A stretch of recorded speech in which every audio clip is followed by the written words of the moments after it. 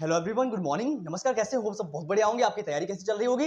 I hope आप कर रहे हैं सीटेट एग्जाम की तैयारी या फिर किसी भी टीचिंग एग्जाम की तैयारी कर रहे हैं, तो आप हमारे साथ में जुड़ सकते हैं और हम आपकी बेहतरीन तैयारी करवा रहे हैं। फिलहाल के लिए आज जो हमारा सेशन रहने वाला है, आज हम मैथ पेडोलॉजी की 5वीं क्लास लेके आए हैं, जहां पे हम कुछ प्रीवियस ईयर क्वेश्चंस को डिस्कस करेंगे जो आपके लिए बहुत ज्यादा इंपॉर्टेंट होने वाले हैं।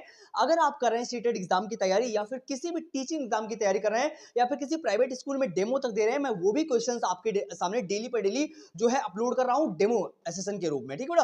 तो अगर आप कर रहे हैं सीटेट एग्जाम की तैयारी तो इस बार आपका सीटेट 100% क्लियर हो जाएगा अगर आप मेरे से कनेक्ट हो रहे हो। और आज हम क्या करने वाले हैं, क्लास नंबर 5 है। इससे पहले मैं 4 क्लासेस जो है दे चुका हूं, यानी 1 2 3 4 5 यानी 5वीं क्लास जो है हम आपके सामने लाए हुए हैं, जहां पे सभी में यानी जितनी भी क्लासेस मैंने दे रखी है सभी में हमने प्रीवियस ईयर क्वेश्चंस यानी पीवाईक्यू क्वेश्चंस को डिस्कस किया है, जो आपके लिए बहुत ज्यादा मोस्ट इंपॉर्टेंट होने वाले हैं। तो चलिएगा, आपका टाइम वेस्ट बिल्कुल भी नहीं करेंगे, चलते हैं देखते हैं हमारे क्वेश्चंस क्या करें।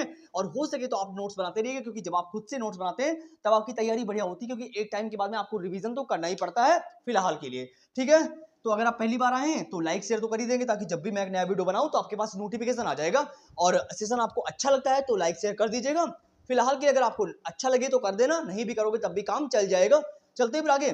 फर्स्ट देखिए, सारे क्वेश्चन ओवरऑल कुछ हम 15 क्वेश्चन डिस्कस करेंगे आज, और जो सारे के सारे most important previous year question है। अगर आप किसी भी बुक को उठा के देखेंगे तो ये क्वेश्चन आपको 100 टाइम रिपीट होते मिलेंगे, ये मैं आपसे वादा कर रहा हूं। और मैं हर क्वेश्चन का आपको डिटेल बताऊंगा, ऐसा नहीं बस मैंने ऑप्शन हटा दिया। हर क्वेश्चन को एकदम विधिवत तरीके से आप सीखोगे। जहां पे हम डिस्कस कर रहे हैं मैथ पेडोलॉजी के कुछ 15 क्वेश्चन डिस्कस करेंगे, जो सारे क्वेश्चन बहुत ही इंपॉर्टेंट और बेहतरीन होने वाले हैं। क्लियर?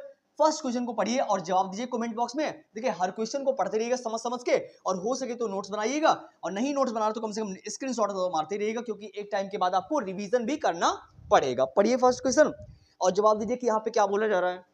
देखिएगा क्या लिखा हुआ है। कह रहे हैं निम्नलिखित में से किसने गणितीय खगोल विज्ञान के क्षेत्र में काम किया है। देखो, अगर बात करी जाए गणितीय खगोल विज्ञान की बात करी जाए, तो यहाँ पे ज्यादातर बच्चे कंफ्यूज इस बात में होते हैं कि वो आर्यभट्ट के नाम के साथ जाते हैं। किसके साथ नाम जाते हैं? आर्यभट्ट के नाम के साथ में जाते हैं। हमेशा मैंने देखा है बहुत सारे बच्चे इस क्वेश्चन में कंफ्यूज हुए हैं, और ये क्वेश्चन 100 टाइम रिपीट हुआ है। चलिएगा, अब मैं आपको सीटेट की जो ऑफिशियल आंसर की है उस अकॉर्डिंग इन्होंने आंसर में ना तो रामानुजम की बात करी है, ना ही महावीर की बात करी है, और ना ही इन्होंने आर्यभट्ट की बात करी है। इन्होंने अपने सीटेट की ऑफिशियल आंसर की में भास्कर जी के बारे में बताया हुआ है कि इनको गणितीय खगोल विज्ञान के जनक के रूप में इन्होंने काम किया है। यानी भास्कर जी जो है ये सीटेट के अकॉर्डिंग इस ऑप्शन यानी इस क्वेश्चन के करेक्ट ऑप्शन है। क्लियर? आई होप आपको फर्स्ट क्वेश्चन समझ में आ गया होगा। तो अभी हम चलेंगे क्वेश्चन नंबर 2 पे। चलते देखते हैं क्वेश्चन नंबर 2 में हमसे क्या बोला जा रहा है। पढ़िएगा और जवाब दीजिए कि यहाँ पे क्या बोला जा रहा है। राष्ट्रीय शिक्षा नीति यानी एनईपी की बात करी जा रही है यहाँ पे। किसकी? राष्ट्रीय शिक्षा नीति एनईपी 2020 के अनुसार देश भर में विभिन्न विषयों के ओलंपियाड और प्रतियोगिताएं होंगी। यानी जब आपको पता है कि जो राष्ट्रीय शिक्षा नीति न्यू एजुकेशन पॉलिसी जो है, जहां पे बताया गया है जिन्होंने अरेंजमेंट किया है किसका? ओलंपियाड प्रतियोगिताएं यानी कॉम्पिटिशन्स स्कूलों में करवाने के लिए सोचा है और करवा रहे हैं, तो इसका क्या मतलब हो सकता है? क्या वो वहां से प्रक्रिया सरल होगी, हतोत्साहित बच्चे होंगे कम? ये क्या है? सिंपल फंडा है कि जब आप ओलंपियाड जो है अरेंजमेंट करवाएंगे स्कूलों में, तो यहां से बच्चों का नॉलेज जो होगा वो मजबूत बनेगा। कैसा बनेगा? स्ट्रांग बनेगा। यानी जब आप ओलंपियाड प्रतियोगिताओं यानी कॉम्पिटिशन्स को करवाते हैं तो बच्चों का नॉलेज बढ़ता है। वहां से क्या होता है? बच्चों का नॉलेज बढ़ता है, और बच्चे जो है डिफरेंट टाइप से सीखते हैं। तो अब देखो, पहली बात तो बात करी जाए तो ये पेडालॉजिकल क्वेश्चंस होते हैं। कैसे होते हैं? पेडालॉजिकल क्वेश्चंस होते हैं। और पेडालॉजिकल क्वेश्चन में आपको क्या करना है, आपको जहां पे एक्टिव बच्चा दिख जाए आप उस ऑप्शन के साथ में जाइएगा, कभी भी आपका ऑप्शन जो है गड़बड़ नहीं होगा। 100% मैं आपसे कह रहा हूं। तो यहाँ पे मजबूत ऑप्शन के साथ में हम जाएंगे, ऑप्शन नंबर बी के साथ में। क्लियर? आई होप आपको सेकंड नंबर समझ में आया होगा। तो अभी हम चलेंगे क्वेश्चन नंबर 3 पे। सारे वीडियोस अगर आप सीटेट की पहली बार तैयारी करने जा रहे हो तो आप पैटर्न को देख लीजिएगा। मैंने पैटर्न भी जो है चैनल पे अपलोड कर रखा है बढ़िया से, कि कौन सा सब्जेक्ट कितने मार्क्स में आता है और तैयारी आपको कैसे करनी है। आप उस सेशन को देख लीजिए, उसके बाद में पढ़िएगा, ताकि आपको मजा आएगा पढ़ने में। ठीक है? क्या लिखा हुआ है? स्थानीय मान की संकल्पना के शिक्षण के लिए अध्यापक कला में भिन्न भिन्न प्रकार की सामग्री लाता है। जैसे गिनतारा, जैसे टीचिंग लर्निंग मटेरियल की बात करी जा रही है, कि जैसे गिनतारा हो गया, डीन्स ब्लॉक हो गया, 1, 10, 100 के नकली मुद्रा नोट हो गए।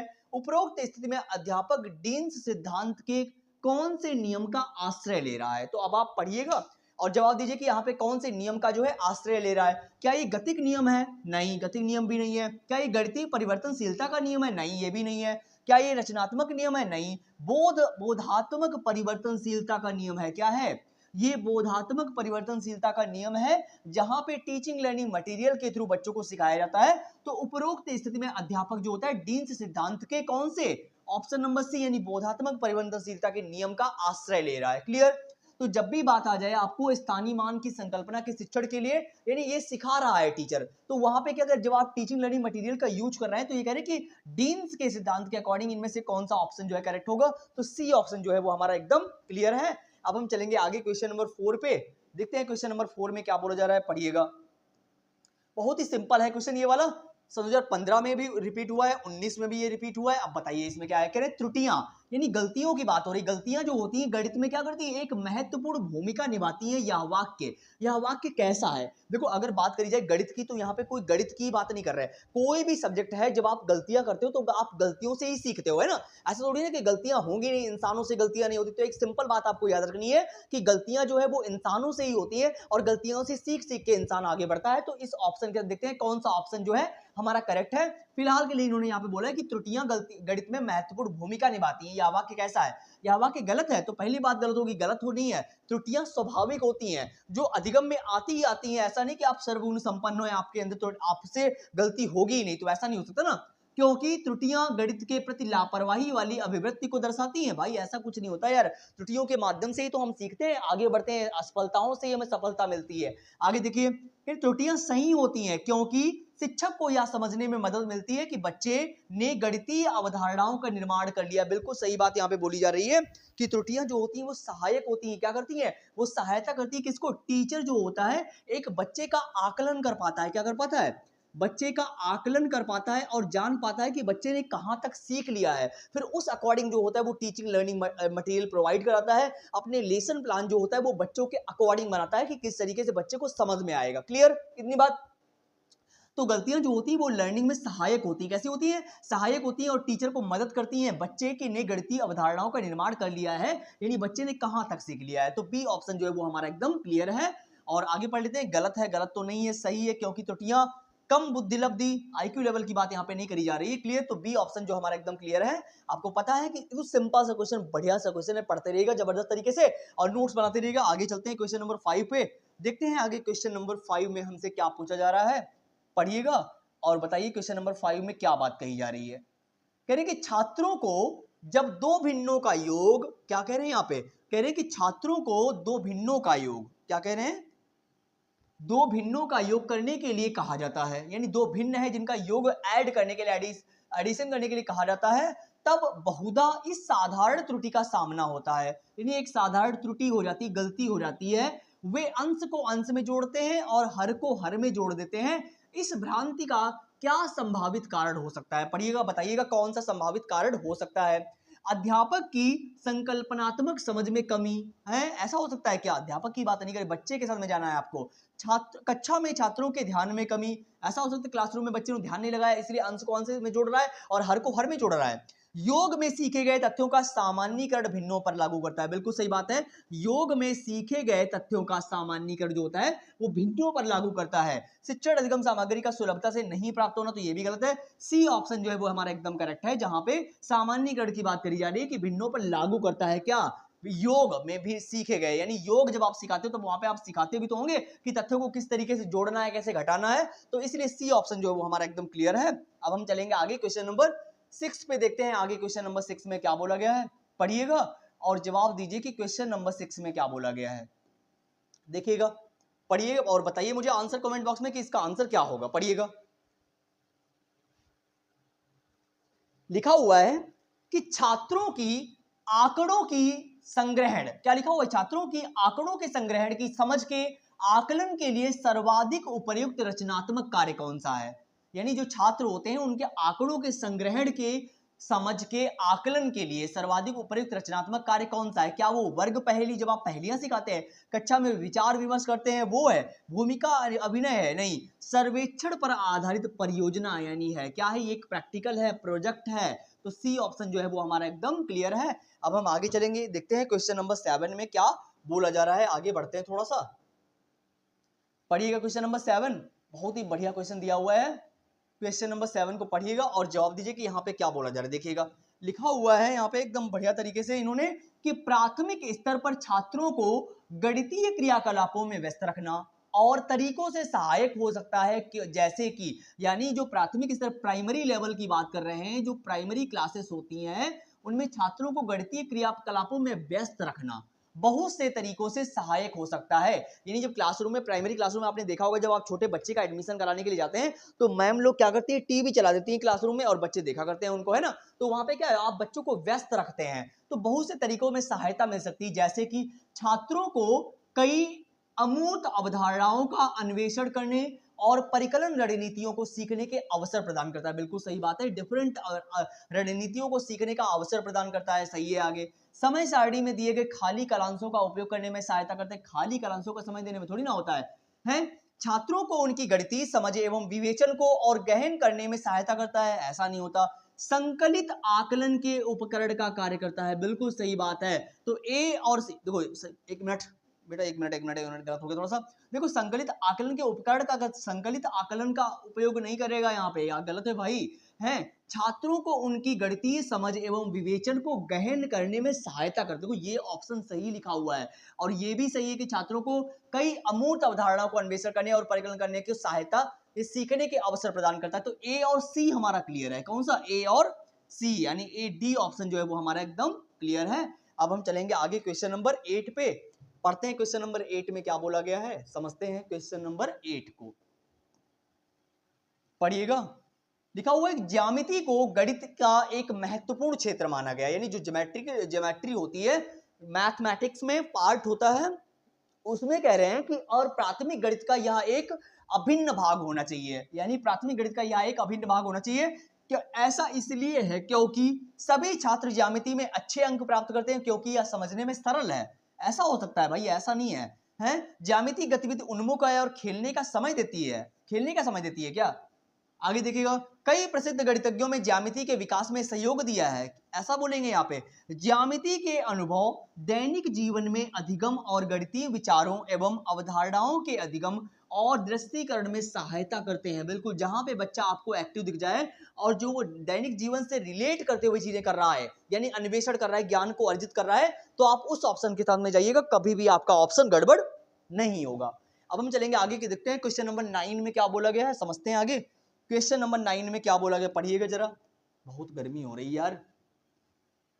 पढ़िए क्वेश्चन नंबर 9 में क्या बोला गया। कंघों के खेल में, यानी कंचों के खेल में क्या बोल रहे हैं यहाँ पे, कह रहे कंचों के खेल में रेणु 4 कंचे हार जाती है और उसके पास 7 कंचे बचे हुए हैं।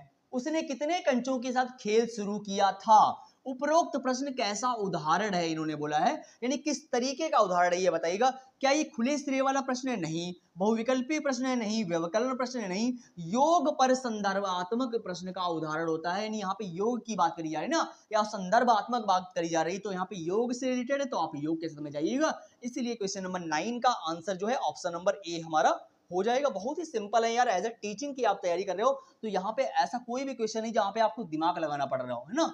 बहुत ही सिंपल है, जब आप एक बार पढ़ लोगे तो वहां पे आपका दिमाग ऐसे चलेगा बढ़िया तरीके से। ऐसा नहीं होने वाला कि आपने देखे क्वेश्चन लगा तो यार बहुत सिंपल है, आप आसानी से वहां अटेम्प्ट कर लोगे, आपका दिमाग वहां पे इस तरीके से नहीं चलेगा। यहाँ पे मैं पढ़ रहा हूँ तो आप उस तरीके से बता रहे हो जल्दी जल्दी, लेकिन वहां पे जब आप प्रैक्टिस करके जाओगे तब भी वहां पर आपका दिमाग चलेगा बढ़िया तरीके से। पढ़िएगा, हम पास्टिक पद्धति का उपयोग कहाँ पर करते हैं? इस पद्धति का उपयोग, इस सिस्टम का उपयोग हम कहाँ पे करते हैं? तो इस सिस्टम का उपयोग आंकड़ों के प्रमाणीकरण में नहीं, दूरी को फुट और गज में मापने के लिए नहीं, हिंदी अरबी नहीं, कोणों को मापने के लिए हम इस सिस्टम का यूज करते हैं। यानी पास्टिक पद्धति जो होती है वो कोणों को मापने के लिए यूज करी जाती है। क्लियर? आई होप आपको समझ में आया होगा।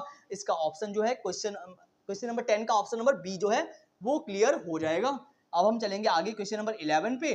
पढ़िए जरा क्वेश्चन नंबर 11 में क्या बोला जा रहा है, देखिएगा क्या लिखा है यहाँ पे। बहुत ही सिंपल क्वेश्चन है, इसका आंसर तो आप बता ही दोगे आई होप। लिखा हुआ है कक्षा क्लास 1 और क्लास 2 की बात कर रहे हैं। क्लास 1 और क्लास 2 में राष्ट्रीय पाठ्यचर्या रूपरेखा 2005 की दृष्टि से गणित के शिक्षण और अधिगम के लिए निम्नलिखित में से कौन सा सही है? बताइए ऑप्शन इसका कौन सा सही होगा। पढ़िएगा और बताइएगा इसका आंसर कौन सा होगा।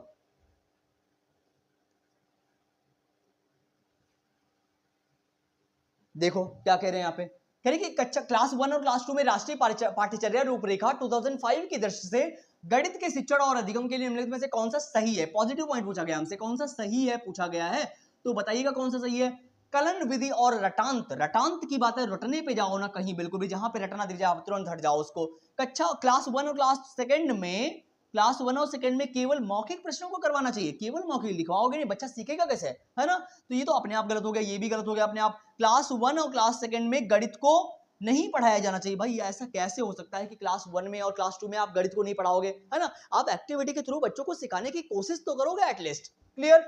तो हमारा एक ही ऑप्शन बचा हुआ है, गणित को अन्य विषयों जैसे भाषा, कला और पर्यावरण अध्ययन आदि के साथ समाकलित किया जाना चाहिए। बिल्कुल सही बात है, आप उन चीजों को पढ़ाइए जो उनके दैनिक जीवन से रिलेट करती हुई हो, आप वैसे टीचिंग लर्निंग मटेरियल जो यूज करिएगा और उस अकॉर्डिंग जो है क्या करिए, आप अपने लेसन प्लान बनाइए जिस तरीके से बच्चों को समझ में आए, और आपको सभी बच्चों को एक साथ लेके चलना है और क्लासरूम को आपको समावेशी बनाना है। कैसा बनाना है? इंक्लूसिव एजुकेशन बच्चों को देनी है, जहां पे डिफरेंट टाइप का बच्चा एक साथ बैठ के एजुकेशन को ग्रहण करे, और आप एज अ टीचर आप बच्चों को सभी तरीके से सिखाने की कोशिश कीजिए कि जिस तरीके से बच्चा सीखता है और सीख सके, आप उस तरीके से उसको सिखाइए। संवेदनशील रहिए बच्चों के प्रति, ऐसा मत करिए कि मैं तो टीचर हूं, मैं इसी तरीके से पढ़ाता हूं, आपको पढ़ना है पढ़ लीजिए, नहीं पढ़ना है भाड़ में जाओ। ऐसे नहीं करना है, आपको बच्चों के प्रति संवेदनशील रहना है, इंटरेक्ट करना है, डिबेट करते रहना, डिस्कशन करते रहिए क्लासरूम में। क्लियर? आगे देखिए, रचनावादी कक्षा में रचनावादी कौन कौन है? एक प्याजे जो हुए हैं वो रचनावादी हैं, वैगोत्स्की जो है वो भी हमारे कैसे हैं, वो भी हमारे रचनावादी हैं, जिन्होंने सामाजिक सांस्कृतिक सिद्धांत दिया हुआ है, जो सीडीपी में हमने बहुत ही बेहतरीन तरीके से डिस्कस किया हुआ है। क्या लिखा हुआ है? रचनावादी क्लास में दशमलवों के गुणन का परिचय देने के लिए निम्न में से अत्यधिक उपयुक्त कौन सा है? बताइए यहाँ पे कौन सा अत्यधिक उपयुक्त कौन सा होगा? दशमलव को प्रदर्शित करने के लिए ग्राफ ग्रिड का उपयोग करना और उसके बाद दशमलव के गुणन का परिचय देना। बिल्कुल सही बात है, जब आप ग्राफ का यूज करते हो तो वहां पे बच्चों को समझ में आता है चीजें बढ़िया तरीके से। आगे देखिएगा, दशमलव को भिन्न में परिवर्तित करना और फिर गुणन करना, ये तो पूछा नहीं गया यहाँ पे। दशमलव को पूर्ण संख्या, अरे ये सब गलत है भाई, फर्स्ट ऑप्शन जो है वही हमारा एकदम क्लियर है कि दशमलव को प्रदर्शित करने के लिए हम क्या करते हैं? ग्राफ का उपयोग करते हैं। क्लियर? ऑप्शन नंबर 12 समझ में आया होगा। अब हम चलेंगे आगे क्वेश्चन नंबर 13 पे, देखते हैं क्वेश्चन नंबर 13 में क्या बोला गया है। ओवरऑल 15 क्वेश्चन डिस्कस करेंगे आज। पढ़िएगा और बताइए यहाँ पे क्या बोला जा रहा है। पढ़िएगा, लिखा हुआ है निम्नलिखित में से कौन सा डीन्स के सिद्धांत का नियम नहीं है? डीन्स के सिद्धांत का नियम कौन सा नहीं है? निगेटिव पॉइंट हमसे पूछा गया है। तो देखो, अगर डीन्स के सिद्धांत की बात करें तो यहाँ पे रचनात्मक नियम तो आते हैं, गतिक नियम भी आते हैं, क्या लिखा हुआ? गणितीय परिवर्तनशीलता का नियम भी आता है, लेकिन उत्क्रमणीयता का प्रतिवर्ती नियम जो है वो हमारे डीन्स के सिद्धांत में नहीं आता है। क्लियर? अब हम आगे चलेंगे क्वेश्चन नंबर 14 पे, सेकेंड लास्ट क्वेश्चन पढ़ रहे हैं, क्वेश्चन नंबर 14। बताइएगा आंसर फटाफट कि इसमें क्या बोला गया। पढ़िएगा, प्रतिशतता की अवधारणा पढ़ाते हुए क्या बोला जा रहा है यहाँ पे कि प्रतिशतता यानी परसेंटेज पढ़ाया जा रहा है। क्या पढ़ाया जा रहा है? परसेंटेज की अवधारणा पढ़ाते हुए कक्षा में विभिन्न त्योहारों के मौसम में विक्की और छूट पर विचार विमर्श प्रारंभ किया गया। क्या बोला? विचार विमर्श प्रारंभ किया गया। कक्षा में इस प्रकार की चर्चा जो है वो क्या कहलाएगी? यानी परसेंटेज पढ़ाया जा रहा था जहां पे त्योहारों के मौसम में विक्की और छूट पर विचार विमर्श प्रारंभ किया गया। कक्षा में इस प्रकार की चर्चा क्या कहलाएगी? बताइए मुझे। यहाँ पे क्या होगा? छात्रों के वाद विवाद कौशल को बढ़ाने में सहायता मिलती है, ऐसा होगा। छात्रों को एक दूसरे के विचार विमर्श सुनने में सहायक होगी और उन्हें अपने तर्क प्रस्तुत करने को प्रोत्साहित करती है, जिससे उनकी वाचन कला में बढ़ोतरी हो सके। अच्छा, बोल सको, ताकि आप ऐसे करोगे, आप लड़ोगे इसीलिए हैं। इससे बचना चाहिए क्योंकि इससे कक्षा में शोर होगा। कक्षा को कक्षागत गणित और बाहरी दुनिया के गणित में संबंध बनाने के लिए मदद मिलती। क्लियर? इतनी बात, बहुत ही बढ़िया ऑप्शन दिया हुआ है कि छात्रों को कक्षागत गणित और बाहरी दुनिया के गणित में संबंध बनाने में मदद मिलती है, जिससे उनकी संकल्पनात्मक समझ में बढ़ोतरी होती है। बिल्कुल सही बात है, डी ऑप्शन एकदम करेक्ट है। यहाँ पे बच्चा 100% एक्टिव है। आप जहां पे बच्चा एक्टिव हो उस ऑप्शन के साथ में जाइएगा। अब हम आगे चलेंगे क्वेश्चन नंबर 15 पे, लास्ट क्वेश्चन हमारा होगा क्वेश्चन नंबर 15 का। बताइए, पढ़िएगा और जवाब दीजिए कि लास्ट क्वेश्चन में क्या बोला जा रहा है। पढ़िएगा, देखो क्या कह रहे हैं। रेहाना, एक टीचर जो है, रेहाना गणित की एक अच्छी अध्यापिका बनना चाहती है। यानी एक टीचर है जो गणित की एक अच्छी अध्यापिका बनना चाहती है। गणित की अच्छी अध्यापिका बनने के लिए उसमें चाहिए क्या होना चाहिए? उसमें कि वो गणित की अच्छी अध्यापिका बन सके। देखो यहाँ पे क्या बात बोली जा रही है, यहाँ पे केवल इतनी बात बोली जा रही है कि टीचर जो है, एक अध्यापिका जो है, वो कह रही है मैं मैथमेटिक्स की अच्छी टीचर बनूंगी। क्या करना चाहिए उसको, उसमें कौन सी प्रॉपर्टीज होनी चाहिए? छात्रों को गणित ओलंपियाड के लिए तैयार करना चाहिए। केवल ओलंपियाड के लिए अगर आप तैयार कर दोगी तो क्या आप अच्छी टीचर बन जाओगी? आगे आइए, संकल्पनात्मक समझ और गणितीय ज्ञान को वास्तविक जीवन से संबंध करने की क्षमता। बिल्कुल सही बात है, जब आप उनके वास्तविक जीवन से संबंधित चीजों को पढ़ाओगी, क्षमता को, तब आप एक अच्छी टीचर कहलाओगी, जब बच्चा जहां पे एक्टिव दिखेगा आपको। तो ये तो गलत है अपने आप में, तो हमारा जो बी ऑप्शन है वही हमारा क्लियर है। आउट ऑफ 15 आपने कितने सही किए वो आप कमेंट बॉक्स में जरूर बताइए मुझे। और सेशन आपको कैसा लग रहा है? सारे वीडियोस मैंने बहुत सारे वीडियोस अपलोड कर दिए हैं अभी तक। सीटेट का सारा पैटर्न, चाहे वो हिंदी हो, चाहे वो सीडीपी हो, चाहे वो साइंस हो, साइंस के भी मैंने अभी सारे टॉपिक्स क्लियर नहीं किए हुए हैं। कुछ बच्चों के कमेंट आए थे कि सर मैथ्स पैथोलॉजी बताइएगा, इसलिए मैंने पहले मैथ्स पैथोलॉजी को फिनिश कर दे, देन उसके बाद में फिर से पूरी साइंस को हम डिफाइन करेंगे। और आउट ऑफ 15 आपने कितने सही किए वो आप कमेंट बॉक्स में बता के जाइएगा।